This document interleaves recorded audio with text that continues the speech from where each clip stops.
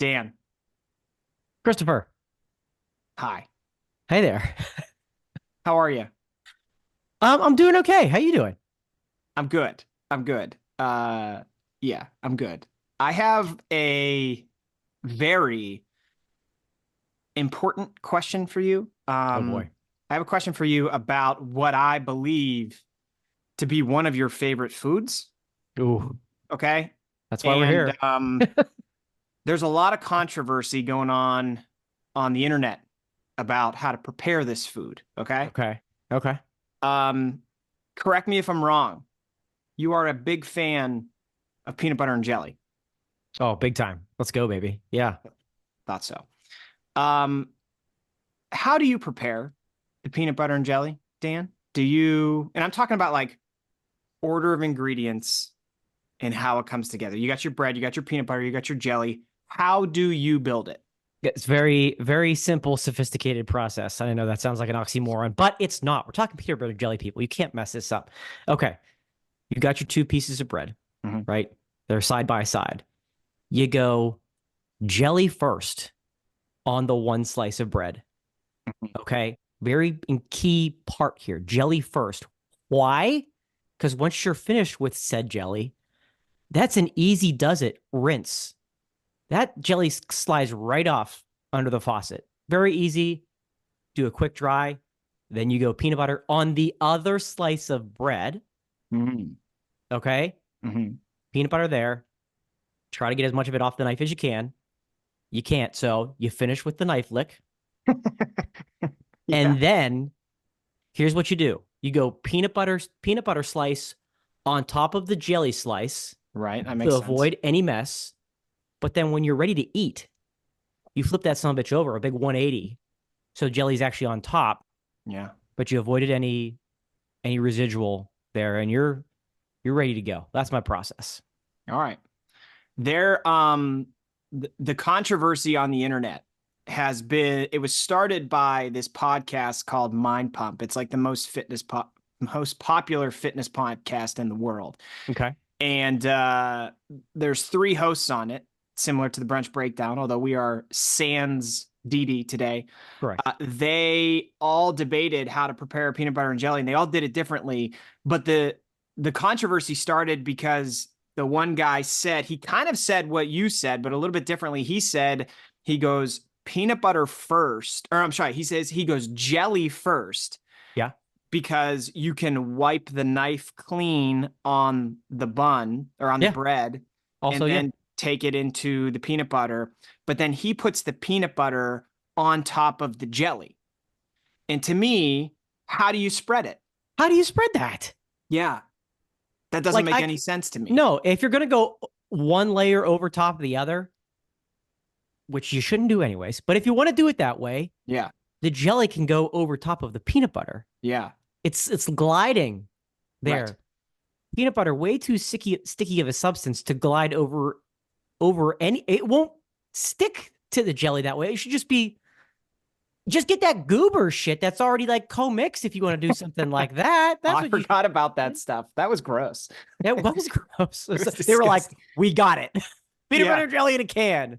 We were like, oh, doesn't that look is good. totally something that if it would have just come out like this year, we would have blind taste tested it on Brunch Oh, Corner. no doubt. Or we would have invented it and thought it was a good idea. TM, TM. And then we were like, oh, Yeah, that's why it hasn't been yeah. done. No, yeah, Um, that wouldn't work that way. I don't think that works.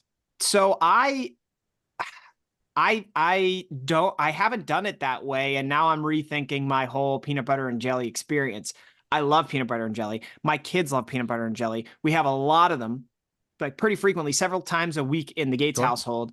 sure. Um, this is gonna this is probably gonna make it worse, but I haven't thought about like the wipe the knife clean thing. Um, what I've always done is I put the peanut butter down and then I put the jelly on top of the peanut butter and then I just take that other empty slice and put it on top. Okay. So I think I could have just solved my problem initially if I would just do one on one side and one on the other side, but I've always done peanut butter first and then I might piss you off here. What I've actually always done is I've never done jelly with a knife. I've always done jelly Spoon. with a spoon because, you know, with a knife, it's like so much of it falls off, or you have to tip the jar and like push it out, but sometimes too much comes out. So I do like the big spoon. I get in there, I put it down, and then I use the back part of the spoon to kind of smooth it out on top of the peanut butter. And then I take my empty slice and put it on top. I actually respect that process. That's probably the most proper way to do it. Okay. If you're If you do peanut butter first.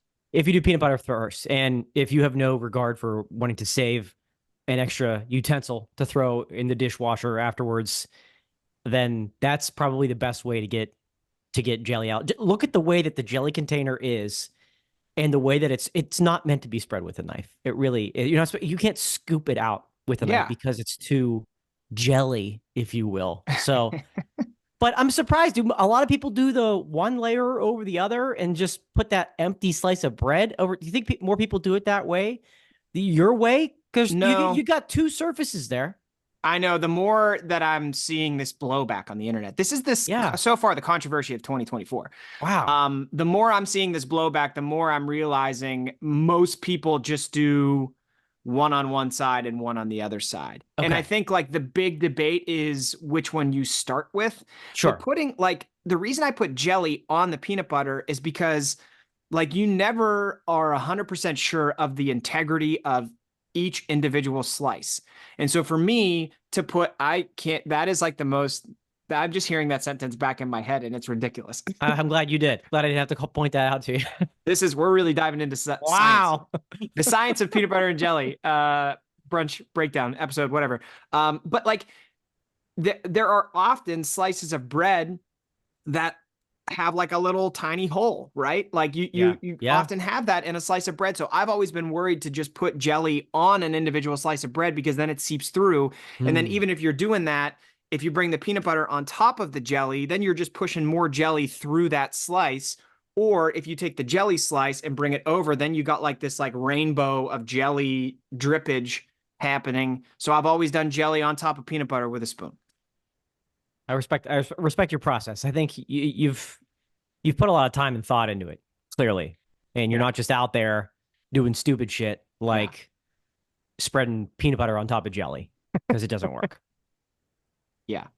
Well, thanks for talking this out with me, Dan. Wow. Great open. Suck on that, Dee Yeah, that's right. I mean, honestly, the beginning of this show, the way it's set up, I was like, this is a Chris and Dan special. And Yeah, for sure. what I have to get off my chest is going to continue to take us there. But before we do that, hi, everybody. Welcome to the Brunch Breakdown.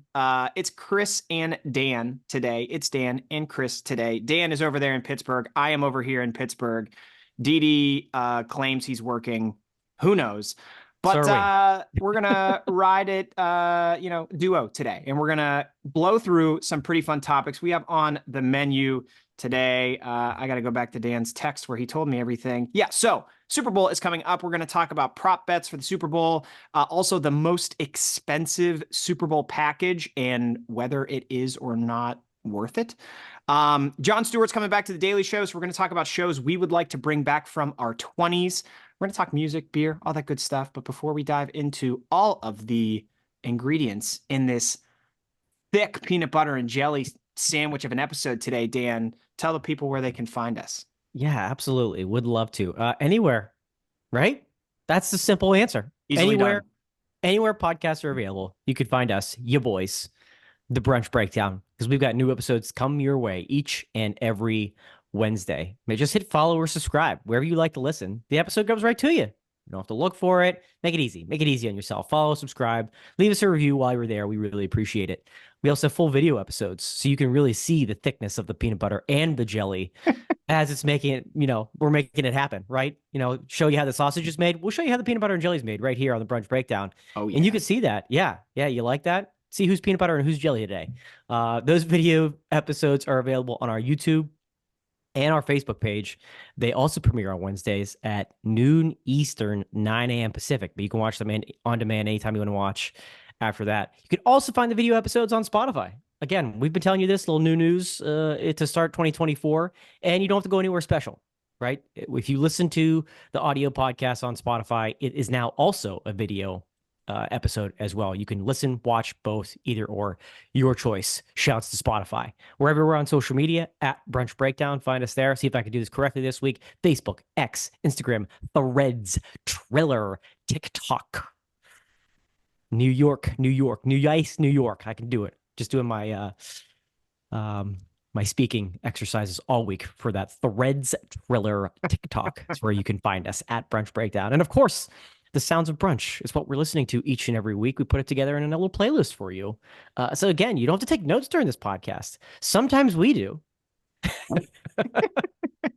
Because we can't remember our own songs. However, for you, we put it together in a nice little playlist and put it together on Spotify for you. All you have to do is search for Sounds of Brunch or say, Alexa or hey, Google, play Sounds of Brunch on Spotify. And we give you what we're listening to this week. And we also leave last week's songs there for you in case you like them or you need to play a little catch up.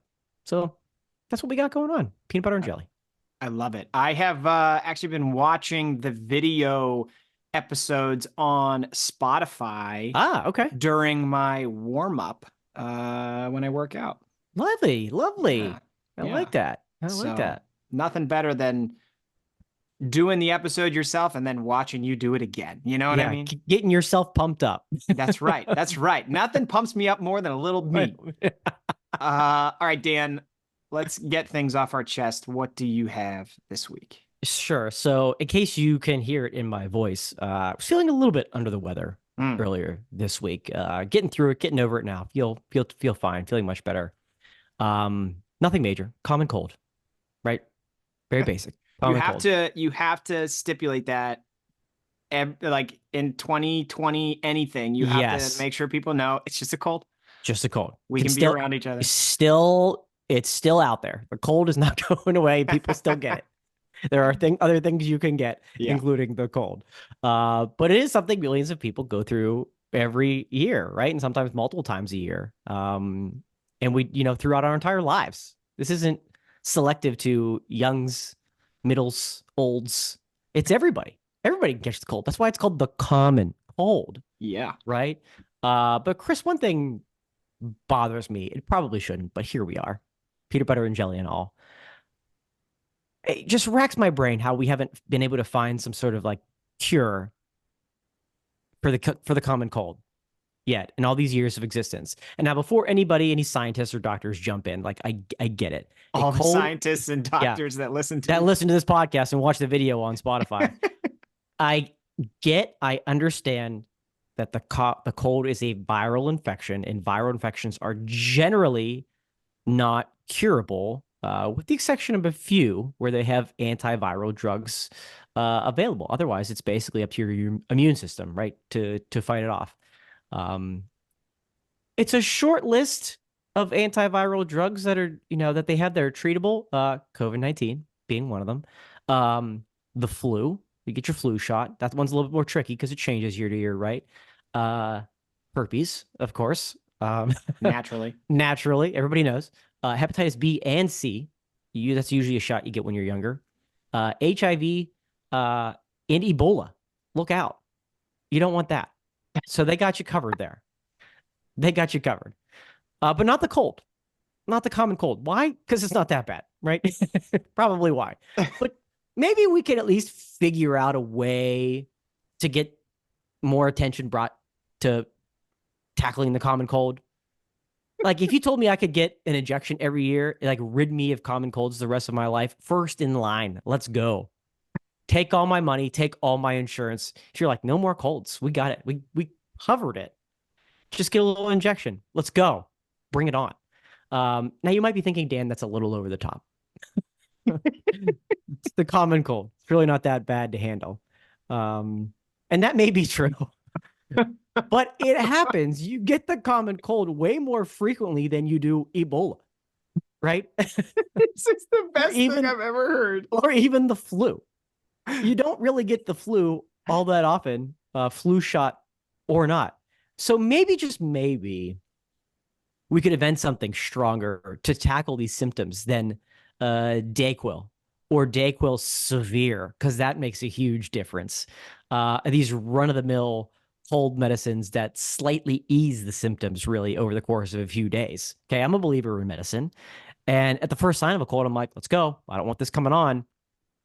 Somehow I continue to get worse. Yeah, you're a big vitamin C guy when you start to feel the symptoms. Big time.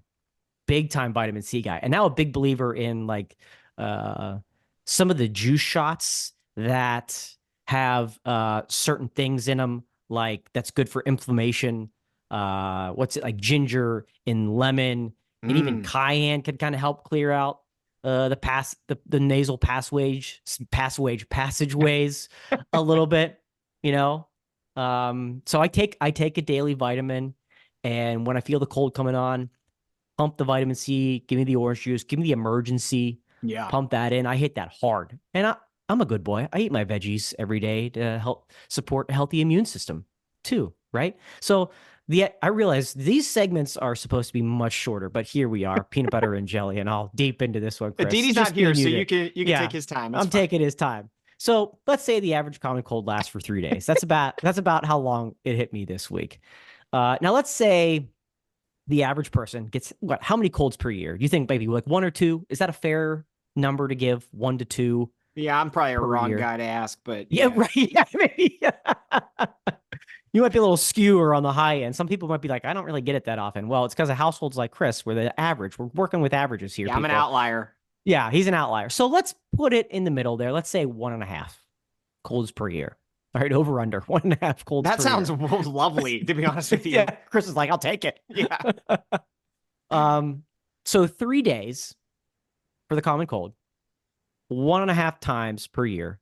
Over the course, like I said, you can get the cold anytime in your life. So let's say over the course of a 70-year lifetime, because you get it when you're a baby, you get it when you're an infant, your child, 70 years.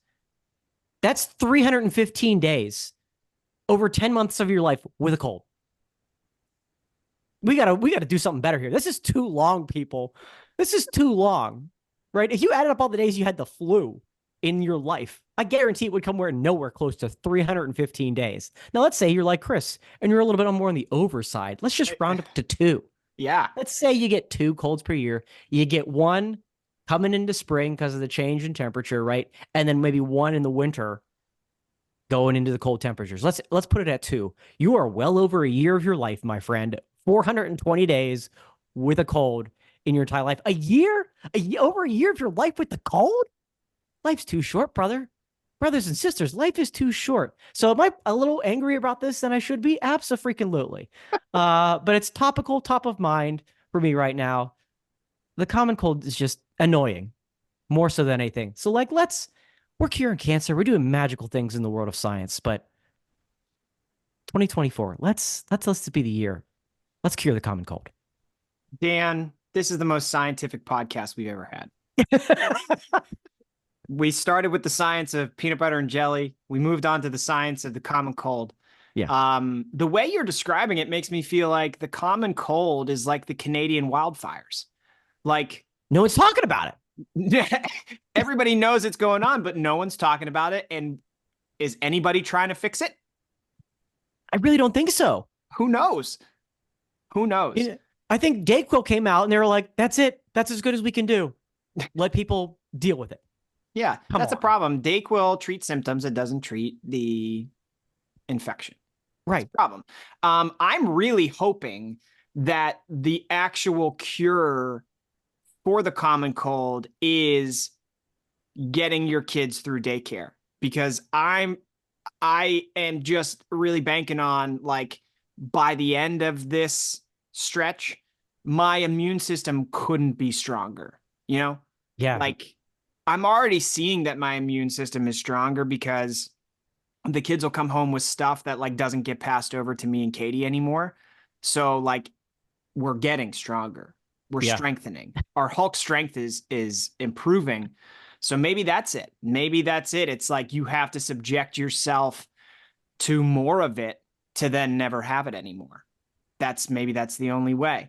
But then it's like, well, then wouldn't you think, couldn't you just inject me with it and then I can be fine? Yeah. Like, give me that shot Like every year. Shot. I'll take it every year. I feel like I don't know how, again, we've gotten very scientific. I don't need to get into the science of, I don't know if the strains of the common cold change year to year like the flu does. Probably. Probably. But I would take that risk. I would take that chance. Bring that on. Give me back 10 to 15 months of my life with a shot. Maybe that's how it should be pitched. Wouldn't you take back 10 to 15 months of your entire life to get one shot a year? Sign me up. Pfizer. Let's go.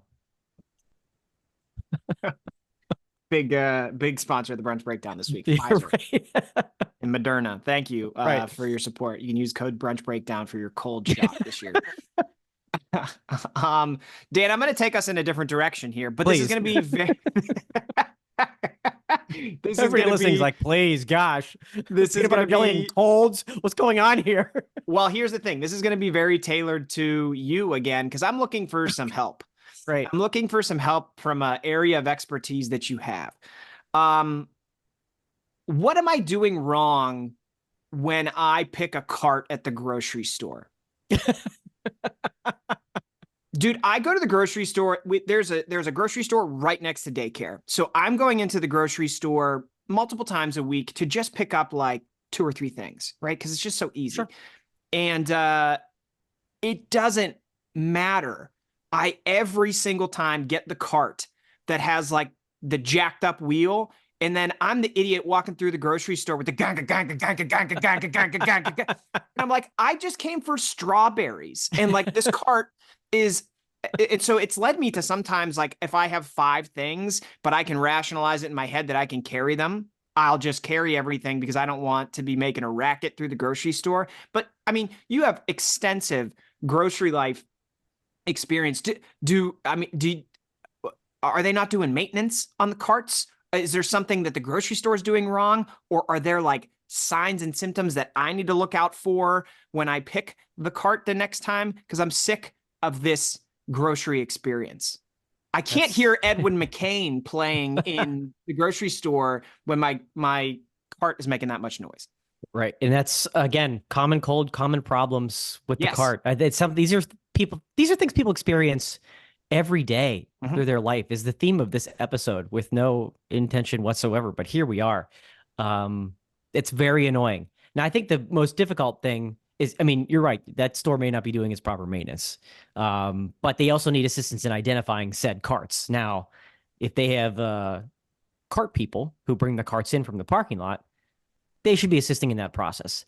Now, you're probably talking bottom of the totem pole type of employee. Bro, I did that job at this very grocery store. This is the one that we used to work at, but same. It's not a Shop and Save anymore. It's a giant. True.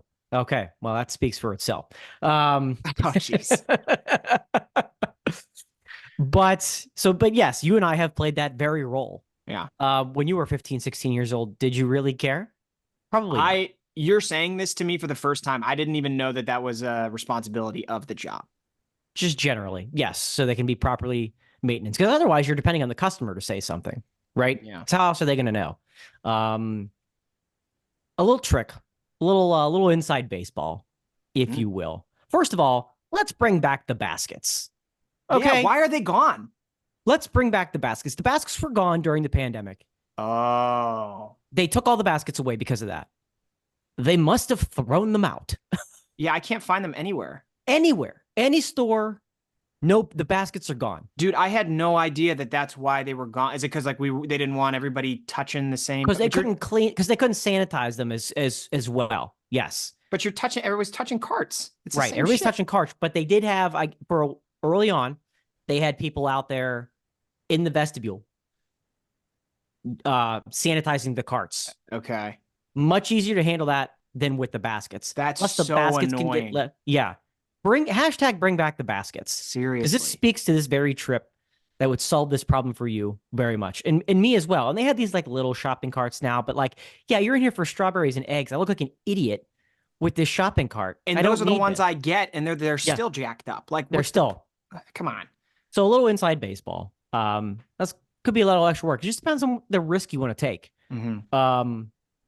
Park near the cart corral in the parking lot and grab one of those carts, and you'll be able to do a little test push right there, and then just take it into the store with you. That way you're not great idea. You're not playing the lottery. And then most likely those or maybe there's a higher probability of like those carts that were in there were used, and they were used because they weren't jacked up. And if they were jacked up, people would have changed them out. They would have changed them out, or they would have left them at the front of the store on their way out. They'd be like, you know what? I'm grabbing my bags. I'm leaving this thing I'm here. done with this. I'm done with this. I'm not taking this rickety thing all the way out to my car. I don't need to do that. So you've got a better chance of a more successful one being out there in the parking lot. Yeah, you can little test it around a little bit. Just give it a little push, little circle, and you'll know right away. And then you just walk in, just ride it into the store, and you've already got your little buggy, and you're ready to go. I like that because you know what? I always try to park like within, I don't park next to the cart return, but I typically park like 1 or 2 spots away from it because I hate when I park just anywhere and then the walk to the cart thing is like farther than the grocery store. Like I hate that. Yeah. So, you're like, oh, I might as well go back to the door with this. Yeah. By the way, Costco needs more cart returns. There's just not enough of them in their parking lot. But so I'm gonna try this next time, and I might even record it, and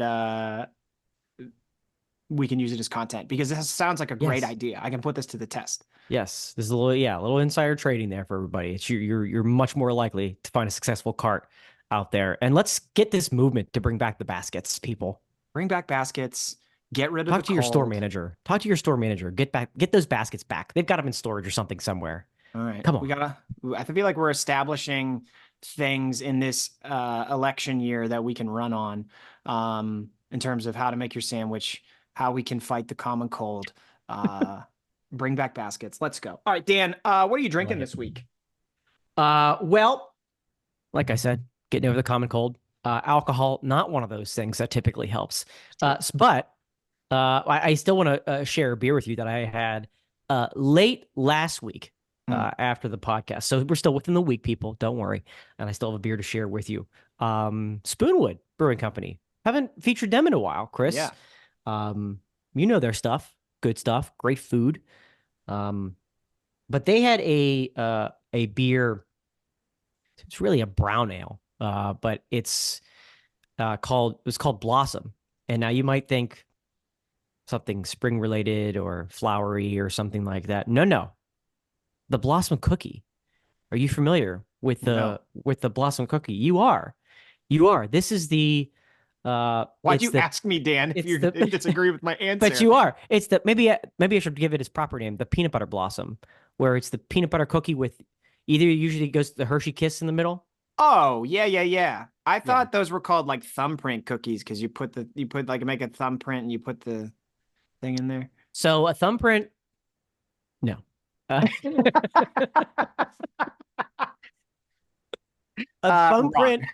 thumbprint is more of a basic sugar cookie that kind of has like there is like an indent there, but it's usually just topped with icing, sometimes with sprinkles. Gotcha. It does. It looks like someone just took icing and just went like right there. You're like thumbprints. That's it.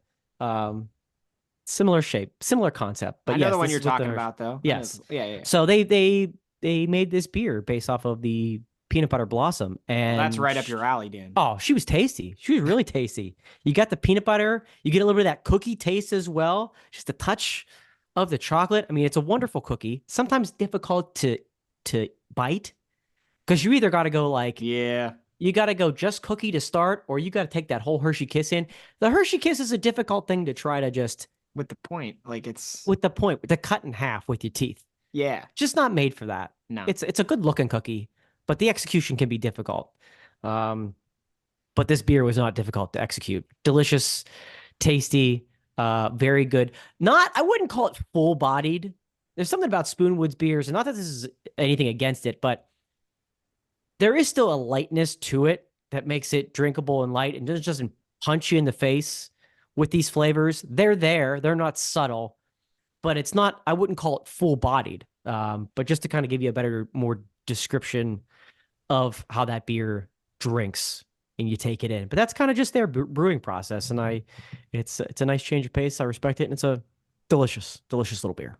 Nice. I like their Killer Diller, I believe. Yeah. Killer Diller is good. Yeah. Really good. All right. Well, I do have a non-alcoholic beer today. Okay. So Today, same brewery as last week, Untitled Art. I am drinking the Mango Dragon Fruit Fruited Sour. Ooh. Ooh. I got to get one of these to you, Dan, at Okay. some point. These are really, really good. That really, yeah. I mean, It, that's the a lot of minute art.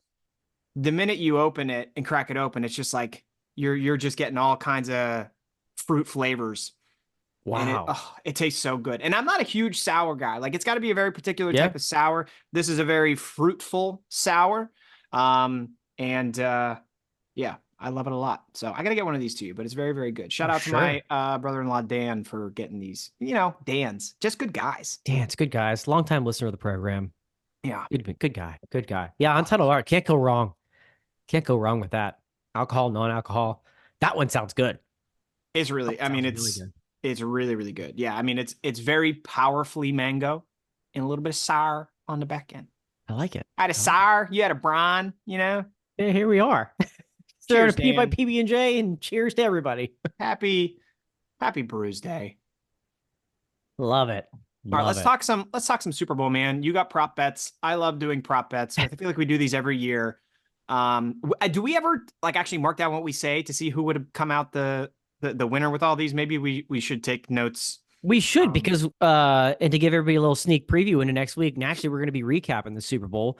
hmm, We're going to be talking commercials, halftime show, that type of thing. We'll talk naturally a little bit of the game as well. But we love recapping the Super Bowl, and we'll do that every year. And we'll do that next week on the Brunch Breakdown. But yeah, maybe we should make some picks and see who would have made the most money yeah, doing this. I On like this. it. I like Okay. betting fake money. Big fan. Big Me fan. too. And these are on the more obscure side. Okay, these are more of the novelty Love it. prop bets. There's thousands of them that have to do with the game itself. It's frankly not why we're here today. Okay. Um, if you've ever listened to us discussing the Super Bowl in the past, you know that already. So we'll start with a very popular one. The color of the Gatorade bath that the coach will receive at the end of the Super Bowl. Okay. Now, this line does seem to keep moving. And for some reason, there are like Canadian sports bets that have different lines for this. And so it was difficult for me to. So excuse me by the time you're listening to this, this line may have changed. But I will tell you what I saw as the most recent line for color of the Gatorade bath. So red/pink is the favorite right Yeah, now. That's at makes plus sense. 260, followed by purple at plus 330. After that, yellow or lime green at plus 400, blue at plus 460, orange at plus 500, and how about this? Water/clear at plus 1,000. So what do you think here, Chris? What do you Ah, man, I'm what do not you normally lean like towards? a bet on the fringes type of guy. I'm normally Yeah, like, okay, I'm gonna find something in that nice hearty middle because it feels like less of a risk. I could see what like I could see clear for sure. I can see Um, clearly now. The rain is gone. like I'm just picturing Andy Reid getting doused in like clear icy water, and I could see that happening. But I think I would probably bet yellow because You're gonna red go is yellow. yeah, red's too easy. I feel like red is the obvious choice because they both primary colors of the teams are red, you know? Yeah, Um, but both teams, so the Chiefs have yellow in their color palette. The 49ers kind of, it's like a gold. It's not exactly yellow. right. There's not gold Gatorade. So I might go yellow in this case. You're gonna go yellow. Okay, I like that. I like that. Not just necessarily choosing the favorite here. Also, maybe we shouldn't be dunking an ice cold tub of Gatorade onto like a 60-some-year-old Andy Reid. Like maybe not a great idea. The man Well, isn't exactly great shape. I'm sure his over under cold is way over the at 1.5 they're for that they're in a, immune it's system. climate controlled though. It's in a dome. So he's It's going to be in true. a comfortable environment. It's true. That's true. Give me. I'm gonna go purple. Really? I'm gonna go purple. Why? Yeah. I think there's a reason. Now, purple was second favorite. The reason I'm gonna pick purple, I feel like people to determine these lines, they know what these teams like to drink. Okay. And I don't know. I feel like The fix is in. I feel like the fix is in. And what are your thoughts on purple Gatorade, just generally? I I that's grape. I Like, suppose it's grape. Yeah. I don't know how many times I've even had grape What Gatorade. I flavor is get it? Blue. Blue's not a flavor. Blue Blast. Blue Blast. Yeah, I don't know. It's not my choice. It's if you give me eight if you give me two flavors, I'm probably not picking purple. Right. So that's another reason why I think is that I'm sure there are some teammates on the 49ers or the Chiefs that love themselves some purple Gatorade. And that's why it's a favorite. Mm-hmm. But I'm sure there's a lot of players on those teams that don't care for it whatsoever. Like those wackos that have the purple, that's why there's a full tub of it at the end of the game. Yeah, Because the certain superstars get their purple, because nobody drank but it. there's still a full, couple gallon tub ready to dump on the coach after the game. So give me purple. All Give me right, purple here. you got purple, I got yellow. I like it. Thinking outside of the box. All right. I'm taking these notes. We'll recap this next week. All right. Okay. Now, that's the end of the game. Let's go back to the beginning of the game. Reba McEntire is singing the national anthem this year. And I'm so upset Didi's not here. He's a big Reba guy. Didi's a guy. big Reba guy. Yeah. Now, naturally, you can bet on the same thing every year as how long will the national anthem last. We're not going to talk about that. Okay. Something you can actually bet on is the length of the word brave when it is sung in the national anthem by Reba McEntire. The over under and the home of the last word, brave. The over under is set at 3.5 seconds. Okay. The favorite, the over 3.5 is minus 150. Under 3.5 is plus 110.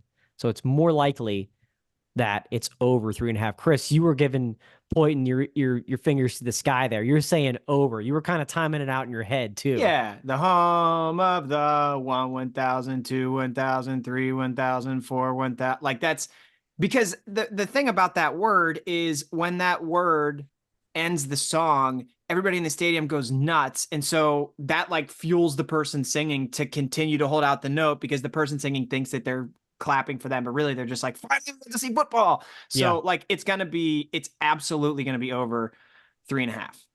I like your thinking there. Yeah, there's usually fireworks as that's going off, the flyover, all that stuff. And depending on the artist, now talking Reba here, so it could be anything. Some artists will just hold that note out. Others will play with the octave a little bit, right? They'll take it, and maybe they'll add in some layers, do like some half steps up, back down, up. It could go anywhere. So that could really extend the length there. So I'm with you on the over. Reba's taking us over. I think Reba's going to hit it and stay there. But yeah, it's going to be longer than 3.5. Okay. We're both on the over there. I like that. Now, this is the brunch breakdown. Yes, and I wish this is something that I made up. Well, I don't. Let's be honest. There are people listening that I don't want to hear me wish that. But this is why we're here. Will Reba McEntire show cleavage during the national anthem? Man, I don't know how Reba dresses normally. This is why we need Didi for this one. I know. So I'm gonna text him while we're recording, and we'll see if I get a message back. I'm gonna send it to our group chat. He shouldn't be working yet. He should be awake, but he shouldn't be working. Does Reba normally show cleavage? Now, is she on The Voice still? I feel like she's still on The Voice. I feel like I've seen her on commercials for it. Yeah. So I don't watch it, but that would be a good way to maybe be able to tell. That's how you'd see Reba often there. And I'm trying. Remember the show Reba? She had a show. Yeah, that's why I'm saying Didi loves Peacock, that show. It's on Peacock all the time. Yeah. And then you saw what Dolly Parton did during the Thanksgiving game in Dallas. Now, Dolly's probably got 15 years on Reba. Yeah. She's 15 years maybe older than Reba. And I mean, but Hall of Fame there. You That's know what I'm kind of talking her about. that's kind of her That's kind of her brand thing. though. Right? So, Like I but don't see Reba. Does Reba like, hey, She built her Reba still brand got it too. differently. Yeah, right. So, um, the favorite here is no. The betting favorite here is no. It's minus 500. Yes is plus 300. This is a tough one. I can't believe you can bet on this, but you can. I can. I As can we believe it. anxiously await to hear from our co-host to see if he has any input. Before I we hear back from him, if we do, or should we circle back to this? Or you want no, to give an answer and I'll then wager a guess, and then if he replies, we can see if we want to change. I'm gonna go yeah. you're gonna go yes. I'm gonna go yeah. I don't think she's coming out with a turtleneck on. All right, so Wow. I'm gonna say no. I'm gonna all say right. no. If we were at an outdoor venue, I maybe could see a chance of that. But I think if national anthem, I think too much respect around the song. I Okay. think. I think. But hopefully we'll hear from our co-host here and we'll come back to that one. This is always a fun one. Will the power go out during the game? um, I'm gonna say no because it's not in a 70-year-old stadium. This stadium is brand new, brand spanking new.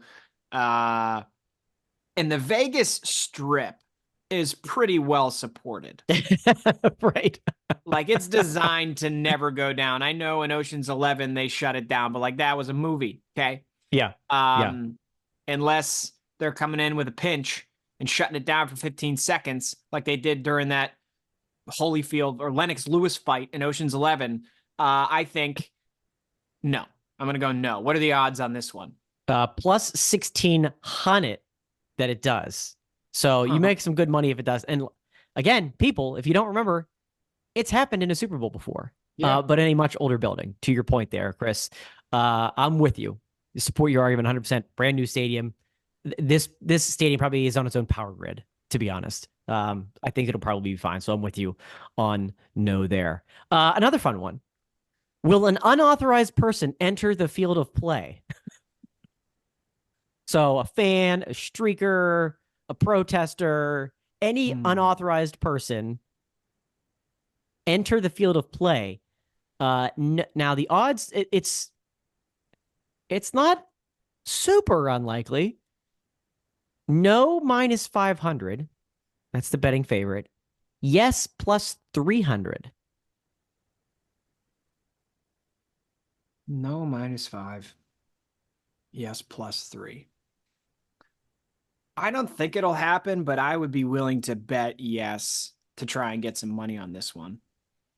Because it's Vegas and like everybody in Vegas is trying to get their 15 seconds. You know what I mean? Yeah. And Yeah. so I could totally see somebody trying to pull a stunt just for the exposure that would generate. That's fair. That's fair. Yeah, of all places for it to happen, Vegas, likely. I still think security is going to be, I can't imagine security is going to be really tight here. Yeah. So I say no, but I think you're right. This is a good one that you could throw a couple bucks at. Yeah. Not a whole lot to lose. Make a little bit of money. So a good chance, and a fair enough chance for that to happen to make some money there. Okay, we've got one more before we get into halftime. It's called the Drake Super Bowl Curse Bet. What team apparel will Drake be wearing on Super Bowl Sunday? And if you're not familiar, teams that Drake generally supports or frankly decides to support kind of have a curse against them, and it doesn't usually end up working out. So the favorite right now is the Kansas City Chiefs at minus 170, 49ers at plus 130. Drake from Canada, as we all know, so no natural affiliation to either of these squads. But your thoughts here? So are we attributing the Maple Leafs problems to Drake? Is that what people do nowadays? I think essentially, yes. Yes. Because, you could put Justin Bieber in that same bucket. Right. Yeah, true. Well, Boy, I don't know. I mean, he's from Toronto, but I'm sure he has a home or homes in California. Yeah. So I might go Niners on this one just because of like maybe he'll pick allegiance based on that. Okay. Okay. I'm gonna go Chiefs. Um, a lot of people are claiming that just it's like the celebrity team to hop on with Travis Kelce and Taylor Swift and everything Sure. going on there. Maybe he's friends with Patrick Mahomes. Um, so I think I lean Chiefs that way, and that's probably why the line leans that way. But change it up here. One of us has to win here. We can't all be answering the same way. So I'll give me the Chiefs. Give me the Chiefs there. All right. Okay, let's get into halftime. Now this one we don't have to necessarily place a bet on, but I wanted to share this. Song to be performed odds.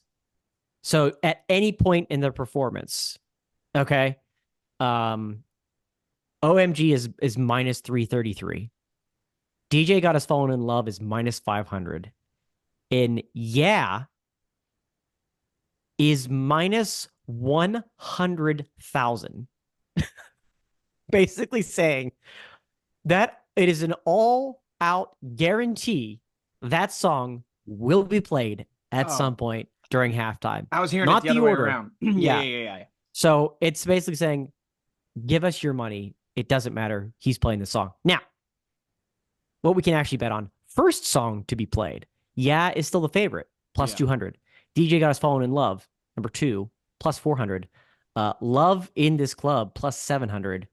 And then Burn at plus 1,000. OMG is although it's 6th on this list. Do you think he goes with one of those obvious top ones there? Yeah, DJ Got Us Fallen in Love. Yeah, makes sense. I'm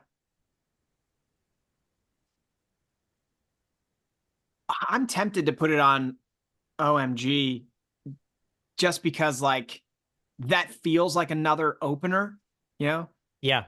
It's like, oh my God, like, okay, the halftime show is starting. Like I feel like that could open a show. I don't know that I feel like the other ones could or would.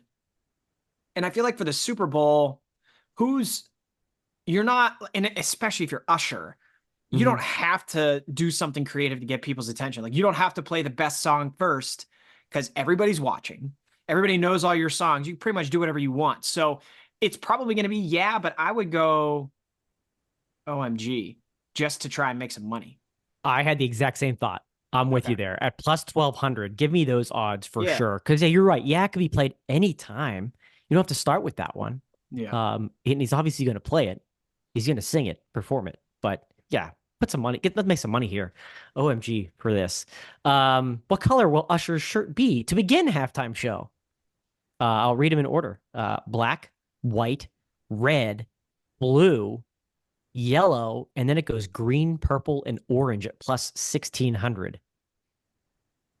I don't know. Where do they come up with this stuff? I never know this color crap. What do you think? This is one every year, and this is just a total complete guess.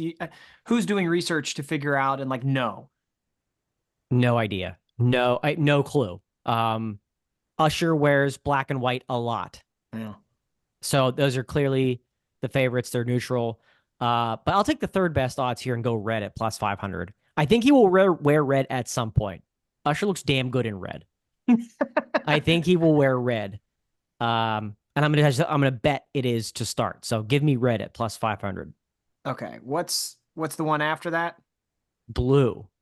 All right, I'll go blue. Just to make this like a Price is Right situation. Yeah. $1. That's what plus 550 on blue. Okay. Right. Other performers' odds to appear during the halftime show with Usher. And now the caveat here is must appear on stage with a microphone.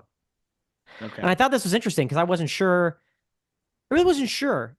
There's no like obvious, Usher will obviously bring out so-and-so. Yeah. Usher could do this whole thing himself.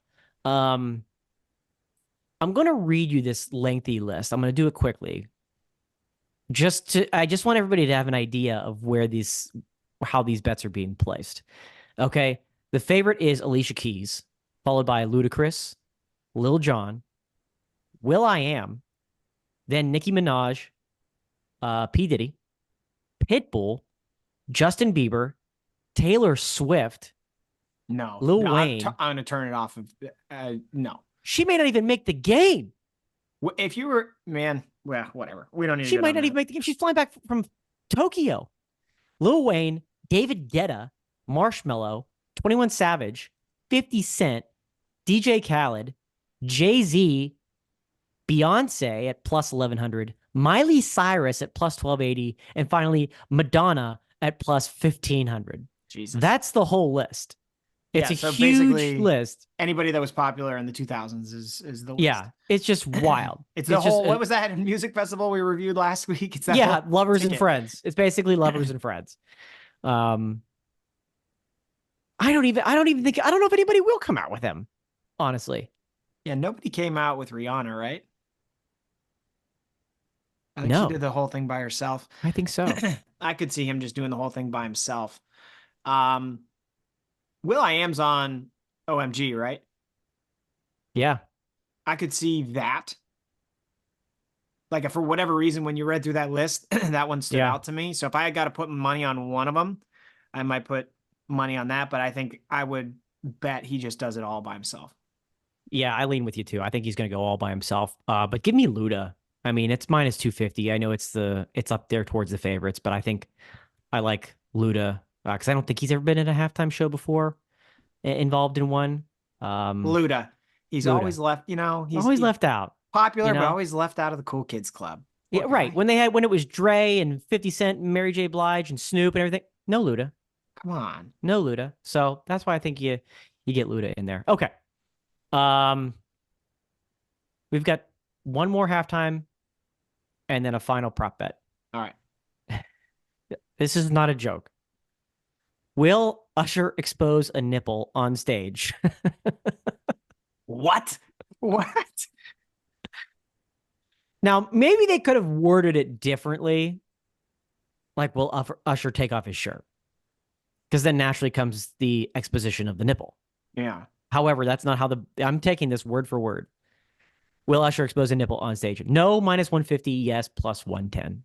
Yeah, I feel like he has too many moments in music videos where he's like a shirt. It's like a, button up the middle and then it's flying off and he's like in the wind and it's, so I'm going to go, yeah. Chris is going to go, yes. I'm going to go, no. Oh, you think he's going to go conservative, Dan? Come on. This is his chance. I don't think he wants to show the world his chiseled 50-year-old body. I was going to, yeah. Oof. How old is he? He's got to be pretty old. He's got to be. He's got to be up there. Okay. I like that. Way to take a chance on it. And finally, now the odds at this, I will just tell you the odds first. It's a plus 100,000. So if you put $10 down, my friends, you are in good shape. Now, with that being said, this is actually something you could bet on. How many times have I said that? Because I have to make sure people understand this is legitimate. Las Vegas is invaded by aliens and the game ends in a tie.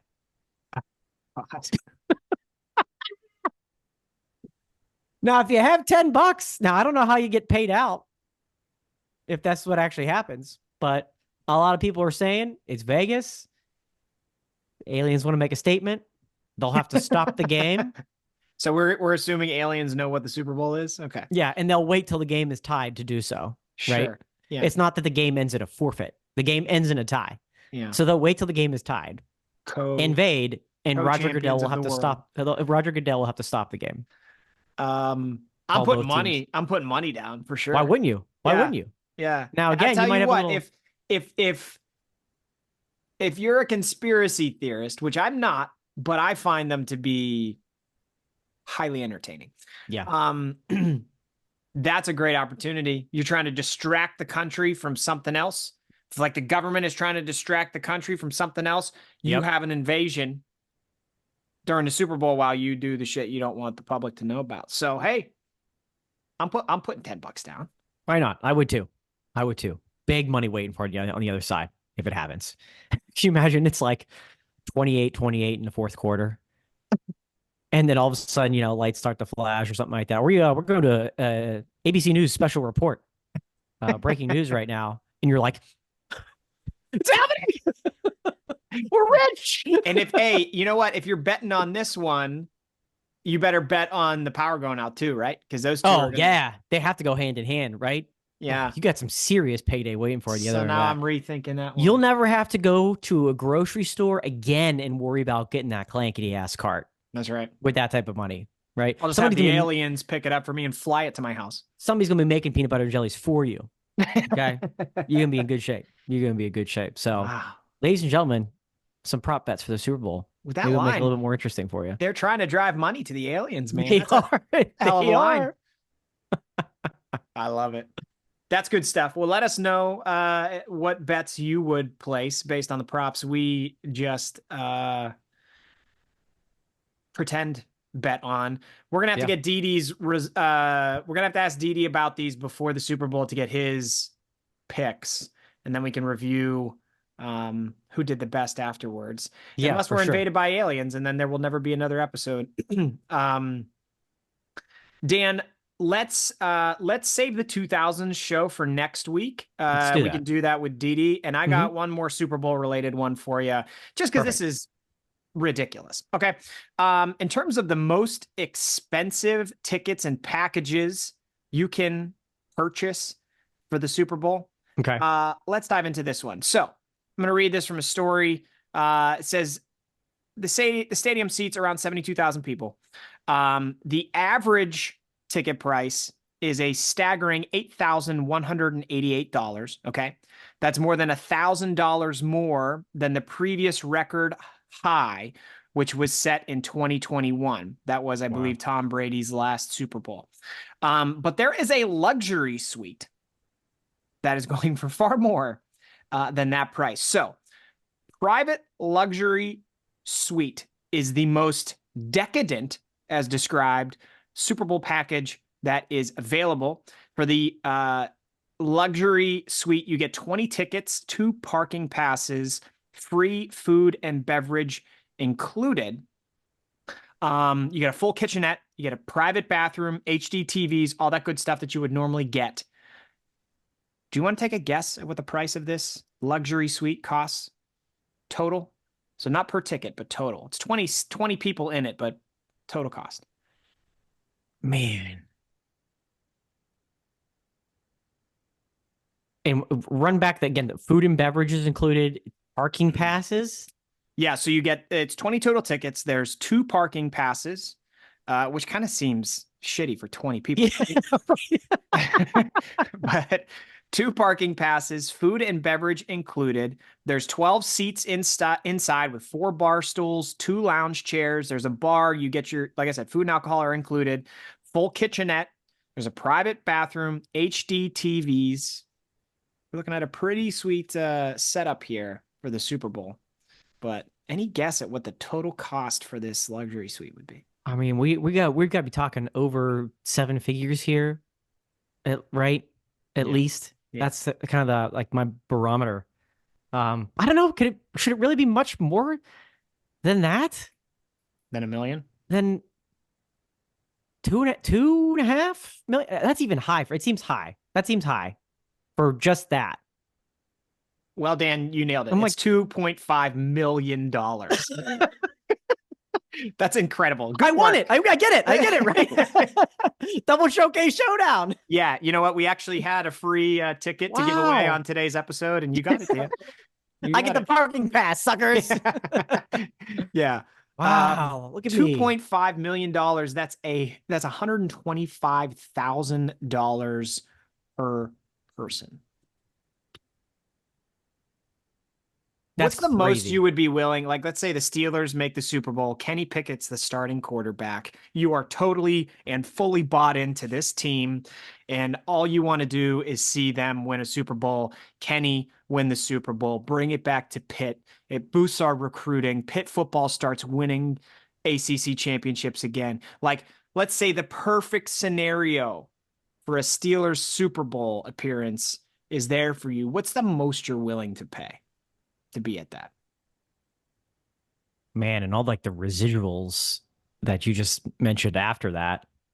Priceless. Let's not like, okay, obviously airfare, hotel, all that. We're not going to factor that in, but like for a ticket, what's the most you're willing to pay for that type of situation? You said the average price of this Super Bowl's ticket is what? 8,000? A little over 8, yeah. That's probably it. I was very fortunate enough to be at Super Bowl 43, where the Steelers and the Cardinals put on one of the greatest games in Super Bowl history.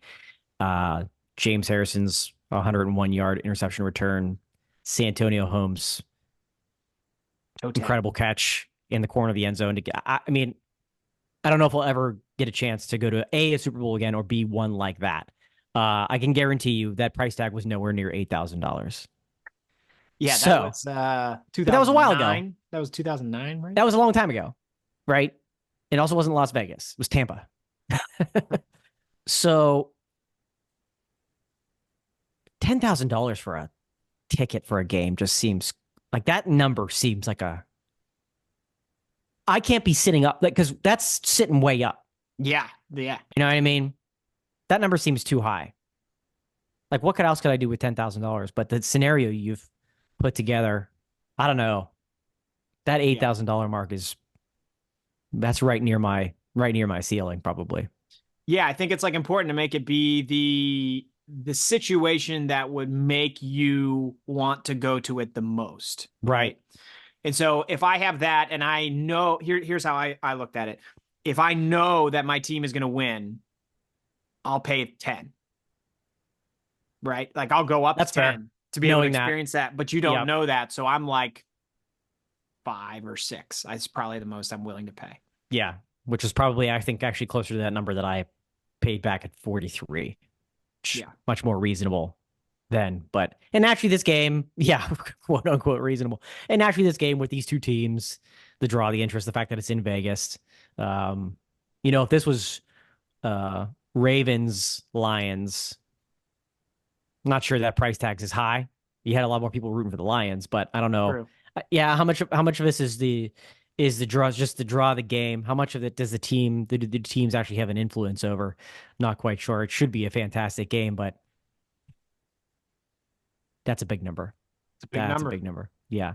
Just got to get in with one of these people that have $2.5 million to throw around. Just got to be one of 20. That's it. One of 20, right? Yeah. I don't even need one of the 12 seats in the inside. I'll take the high tops. I'll stand. That's fine with me. Oh, Didi just replied. He said, you want to share that? Yeah, he said, get a vasectomy, Chris, and you won't have to think about Reba's titties in the shower. Thanks, Didi. Thanks so much for your helpful feedback. I do want to point out, too, that maybe we didn't. He knows we're recording right now. Yeah. He has to know we're covering Super Bowl, but you literally just asked him, does Reba normally show cleavage? He absolutely knows we're recording, and he doesn't care. And, he doesn't care. He doesn't know we're talking about a bet, but this is incredible. We'll have to get his answer off air some other way to see what he actually thinks. I respect that. By the way, real quick, before we go into music, I think the Steelers play in Vegas next year. I believe you're correct. Maybe might have to schedule BrunchCon in Vegas. That's the time to do it. Right. That would be awesome. Yeah. That would be awesome. Something Take a peek see at that. Yeah. All right, Dan, let's get into music. What are you listening to this week? Let's do it. I've got 3 really great songs that I'm really excited about this week. Not that most of the songs I share I'm not excited about, but these normally putting out there. Dan? Yeah. So these are just some different artists maybe that you haven't heard of before. No repeats here. I don't think. Maybe one. Starting off with a band called Nation of Language. And this is an alt pop band that I heard this song for the first time 2 weeks ago. It's called Weak in Your Light. And I honestly wasn't sure if I liked it or not when I first heard it.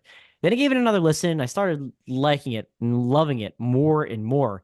And now I love this song. I really do. And I wasn't sure at first because it's kind of this interesting mix of styles, has this like repetitive synth background loop going on in the background. And then these almost like haunting vocals over the top. as you listen to it more and more, it kind of warms it up. Anything. It's just kind of a weirder sound, but I love it. It's awesome. So, Nation of Language. The song is called "Weak in Your Light." Nice. I often wonder, like, there's so many songs where I hear them for the first time and I'm like, "Ah, I don't really like that. And I never listen to them. But then there's other songs that I've listened to a million times. I'm like, did I also not like this when I first listened to it? And I just like kept listening to it and then I memorized it and now I love it. I don't know. Yeah, There's something about repetition there. right. Okay. My first one is just a throwback. No good reason that I'm listening to this one other than it randomly popped up on a shuffle for me. But Mighty Mighty Boss Stones, Everybody's Better is one of their, like, it's maybe their best song. And it's not one that ever got popular on the radio or anything like that because they were popular in like the 90s and the early 2000s. But I just absolutely love it, man. It's got a little bit of a reggae feel. It picks it up at a certain point. Got a little bit of ska punk feel. Absolutely love that song. So that's my first one for this week. Nice. Can't go wrong with those boys. Next one up for me is from an artist. She's an 18-year-old rising pop star from London. And it's one word. You know how I love these funky spellings. It's Flower of Love, but it's spelled like the word flower and then Ovlove. Flower Oh, of love, right? of And love. it's one word, no spaces. And listen, as soon as I like found out who she was, I'm like, this girl's probably catching fame on TikTok, and I have no idea. But frankly, it doesn't matter. So maybe you've heard of her, maybe you haven't, maybe you've heard this song before. But I just heard it for the first time this past week. It's been out for a little while, so it must be catching some steam somewhere. But her song "A Girl Like Me" is really, really great, and I need to dive more into what she's released. Obviously, very, very early on in her career, but this song, if you haven't heard by now, you will this week. A Girl Like Me from Flower of Love. Love, love, love. Of Love. I like it. Well, I have a TikTok inspired song for you here, Hey, there you Dan. go. This band I found, this is just totally random. There's this, for whatever reason, it pops up on my For You page every once in a while. This guy, the only video he posts to his TikTok every day is him and his family just standing in front of the camera showing their fit for the day. It's him and his wife, his son and his daughter, two little kids. They just stand like this and then they turn, show the side, show the back, show the other side, and then that's the end of the video. They do it every day before they like take the kids to school, but he always has a pop punk song, like a different pop punk song playing. And every once in a while, it's a song I hadn't heard before. So this one I found from his fit check video is from a band called Normie, and they have less than 5,000 listeners on Spotify. So people look them up, follow them. This song "Rest in Pieces" from their EP "What on God's Green Earth" is really, really good. And then I've just been diving into the rest of their music over the past week. So Normie, "Rest in Pieces." Oh, like that. Last one for me is maybe a band that you've heard of before, maybe even so on this playlist, but Nothing But Thieves. They announced a deluxe version of their album that came out last year, which was Dead Club City. Had one of the biggest bangers of the year on it, that title track itself. So that had been on the Sounds of Brunch previously, but they released one song off of that deluxe version of that album called "Oh No, colon." He said, "What?" is the name of the song. And it picks up right where this album left off.